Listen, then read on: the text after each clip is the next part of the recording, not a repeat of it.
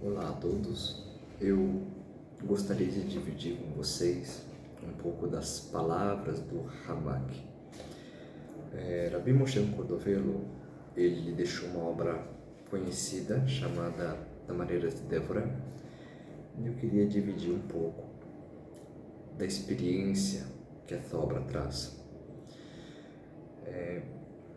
Há quem diga que nenhum homem é completo até aplicar em sua vida todos os ensinamentos de Tamareiras de Débora. Bem, vamos começar. Falando sobre os 3 atributos de misericórdia, o Ramak, ele começa o livro dizendo o seguinte, capítulo 1. O homem deve se assimilar ao seu Criador, e assim viverá e se estabelecerá pelo segredo da forma superior, à sua imagem e semelhança. Tselem Udemut, isso é em Bereshit 1:16.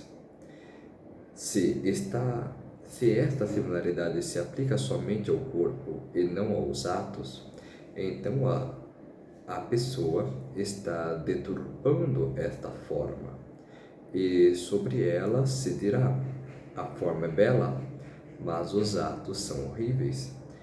Afinal de contas, o mais importante na imagem e semelhança com o que é superior são os atos. De que vale a pessoa viva conforme a sua forma superior no que diz respeito aos membros do corpo, se os seus atos ela não se assemelha ao seu Criador? Portanto, a pessoa deve se assemelhar em seus atos. A Keter, que são os 13 atributos de misericórdia superiores, aludido no segredo do versículo: quem é como Hashem, como tu, que perdoas a iniquidade e revela a transgressão do remanescente, a sua herança. Ele não mantém a sua cólera para sempre, porque se deleita na bondade. Ele novamente terá compaixão de nós. Suprimirá nossas iniquidades e lançará todos os nossos pecados às profundezas do mar. Se fiel tu serás fiel a Jacob e benevolente com Abraão, como juraste a nossos pais desde os tempos passados. Miqueias 7:18 e 20. E se isso é verdade, temos que encontrar nesses versículos esses tais 13 atributos. E agora, os 13 atributos de misericórdia devem existir no homem. A primeira atitude é: quem é um Deus como tu? Ela ensina que o Santíssimo Bendito seja é um rei que, quando insultado, tolera o insulto de uma maneira inconcebível. Para o ser humano, ainda mais, se levarmos em conta o fato de que não há nada oculto à sua providência, sem dúvida alguma, além disso, não há um instante sequer no qual o homem não é nutrido e mantido por conta da força superior que se despeja sobre ele. Portanto, o que se conclui é que uma pessoa jamais peca contra ele sem que aquele exato instante seja percebendo a luz que mantém o que faz com que os seus membros se movam. E mesmo que o homem esteja pecando em força, não deixa de vir a ele de forma alguma. Pelo contrário, o Santíssimo Bendito seja tolera o insulto como esse e continua enviando força, permitindo que os membros do homem movimentem. E isso ocorre mesmo que a pessoa esteja usando essa força naquele momento para transgredir, irritando ao Santíssimo. Bendito seja que atua isso. E você não deve dizer que isso ocorreu porque ele não tem como retirar essa bondade que vem à pessoa. Deus nos livre, pois ele consegue fazer isso em um instante, secando suas mãos e pés, exatamente como ele fez com Jeroboão, 1 Reis 13:4. Mas ainda assim, apesar de ele ter em suas mãos a força para retirar a sua força que sustenta o homem, embora ele pudesse dizer: como você está pecando contra mim, você o fará por conta própria e não com a minha participação, mesmo assim ele não faz isso. E não retira sua bondade que vem à pessoa, mas tolera um insulto, continua enviando a sua força e a beneze para o homem. E eis que isso é tolerar um insulto de um modo indescritível. E por isso os malar o serve ao Santíssimo Bendito, seja chamando de rei paciente. Isso está em Pirkei e Halot, capítulo 25. E é isso que quer dizer: quem é um Deus como tu? Tu és um Deus bondoso e misericordioso, um Deus com poder necessário para se vingar e cobrar as dívidas, mas que mesmo assim tolera e sofre um insulto até que a pessoa se arrependa. Portanto, esse é um atributo que o homem precisa adquirir para si, ou seja, a paciência. Ele deve ser capaz de tolerar insulto, até mesmo a este nível, no qual, apesar de tudo, ele não deixa de crescer bondade, de acrescentar bondade àquele que o insulta. Bem, acredito que nem precisa expor mais palavras, né? Com tanta demonstração desse amor divino genuíno, dessa bondade divina genuína, na qual nós devemos também ter dentro de nós. Tem uma mitzvot na Torá que diz o seguinte: sejais santo, pois sou santo. Isso é interessante, porque mostra que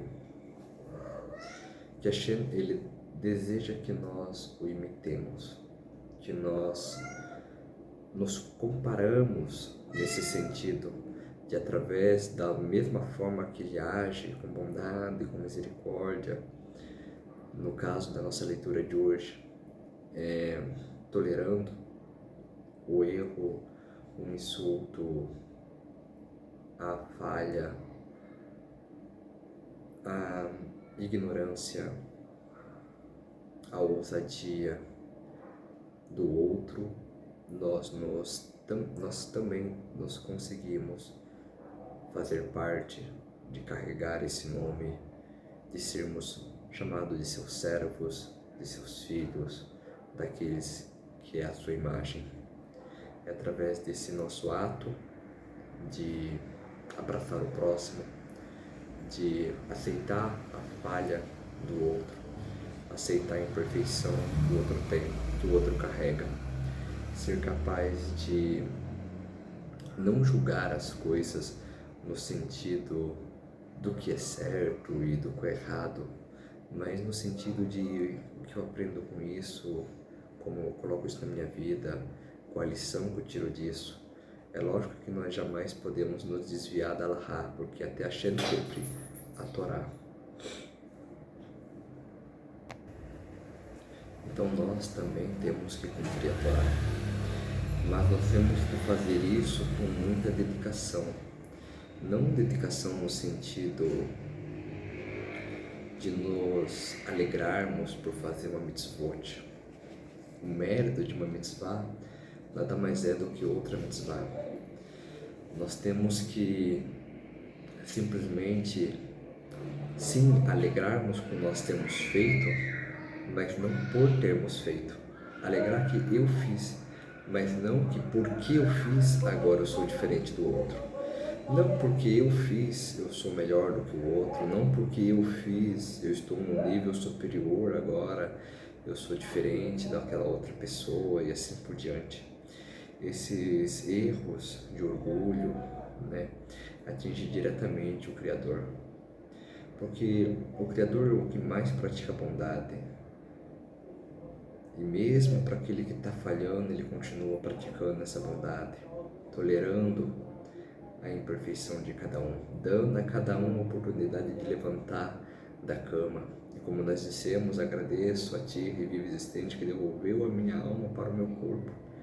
Grande é a sua fé em mim. Ele espera que hoje eu faça o dia de hoje ser um dia melhor, que eu faça o dia de hoje ser um dia diferente, que eu cumpra a minha missão, que eu faça o meu tikkun, que eu transforme esse mundo em um lugar melhor, um lugar mais decente.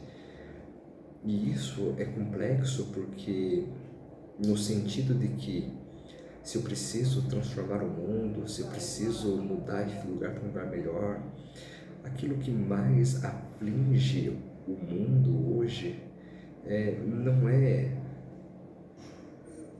como vou dizer, não estou dizendo que existe falhas menos graves, mas eu quero dizer que o que mais atinge o mundo hoje é justamente a falta de amor gratuito.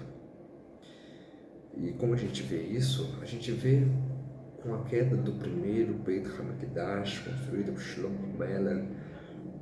Como ele caiu por três transgressões extremamente graves. Ele caiu pela transgressão da idolatria. Sim, naqueles dias, o povo tinha praticado idolatria, relações ilícitas e assassinato. Vamos dizer que essas são consideráveis, justamente essas 3 transgressões que um Yehudim, ele deveria dar a vida dele para não cometê-la. Talvez a gente pudesse dizer que elas estivessem no auge do que é proibição máxima. E essas mesmas 3 faz parte para nós, Bnei Noach, das nossas mitzvot. Idolatria, não fazer idolatria nada mais é do que a primeira mitzvah de qualquer Bnei Noach, que tenha o mínimo de preso, de amor pela Sagrada Torá. Não assassinar é a mesma coisa, e não cometer relações ilícitas é a mesma coisa. E por essas 3, o primeiro Beit HaMikdash caiu. Mesmo assim, ele só caiu por 70 anos. Por 70 anos, os Yehudim choraram, se lamentaram pela sua destruição. E Hashem se compadeceu, trouxe ele de volta para a terra de Israel, reconstruiu o segundo Beit HaMikdash e fez a glória da segunda casa ser muito maior do que a primeira. A grande reforma de Herodes, colocando o Sanhedrin ao lado do Beit HaMikdash, transformou ele num templo muito mais bonito e atrativo. E ele é muito para se falar sobre isso. Porém, aquela construção do segundo templo, começada com Esdra e Neemias, elas duraram uma boa quantidade de anos, mas mais uma vez foram derrubadas. Mas dessa vez foi derrubado, não foi por idolatria, porque não tinha idólatras naquela época. Não foi por relação ilícita, porque não tinha relações ilícitas naquela época. Não foi por roubo, porque naquela época não houve roubo. Todos Yudim era sagrado, todos eram tzadikins, todos eram santos, todos eram kadosh. Como o segundo Beit HaMikdash caiu. A Torá nos conta que foi por falta de amor gratuito. Houve, então, uma falta de tolerar o próximo, de ter apatia pelo outro, de considerar o outro em seu estado inferior de conhecimento. Teve um certo afastamento. As pessoas estavam próximas, estavam na terra de Israel, mas viviam distante, muito parecido com o que temos hoje. Vivemos às vezes na mesma cidade, no mesmo bairro, e mesmo assim estamos distantes uns dos outros. Sempre tem alguma muralha, alguma coisa que separa um do outro, essa falta de amor gratuito. E é por causa disso que já há 2000 anos nós rezamos, nós lutamos, nós choramos em nome de Ave, nós passamos as 3 semanas tristes todo ano, dormimos no chão todo ano. Todo o Yehudim quebra uma taça de cristal no dia da sua maior alegria, que é o seu casamento, para se lembrar que essa alegria não é completa sem o Beit HaMikdash. Pedimos isso todos os dias em nossa reza, e mesmo assim, há 2000 anos, Hashem não levou em consideração as nossas orações e reconstruiu o Beit HaMikdash. E mesmo assim nós insistimos e pedimos incessantemente para que isso mude.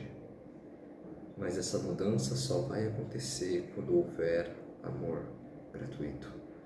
O amor gratuito não tem que começar em Yerushalayim, não tem que começar em Betsheva, não tem que começar em Tel Aviv, ela tem que começar na minha e na sua casa. Ela tem que começar entre eu e o meu vizinho, entre eu e meu amigo, entre eu e minha família, entre eu e o meu próximo, entre eu e quem está iniciando, o convertido, que está começando agora. É entre nós que tem que começar o amor gratuito. E talvez isso que o Ramak conta para nós seja uma das maiores chaves para a reconstrução que seja em nossos dias e brevemente, amém do Beit HaMikdash. A revelação do Mashiach, nós sermos capazes de aceitar as diferenças do outro. Não é à toa que o mundo está tão louco, tão perturbado. Porque quanto mais louco o mundo está, mais ele obriga nós a conviver com algo diferente do que nós estamos acostumados. Isso não quer dizer que eu tenho que aceitar ou praticar que nem o outro, ou não. Isso quer dizer que eu tenho que não desprezar o outro, que eu não devo rebaixar o outro por ele ser diferente, que eu não devo construir um muro entre eu e o próximo por ele não pensar igual eu. E é isso que vai reconstruir o Beit HaMikdash. Amém e amém. Eu fico por aqui.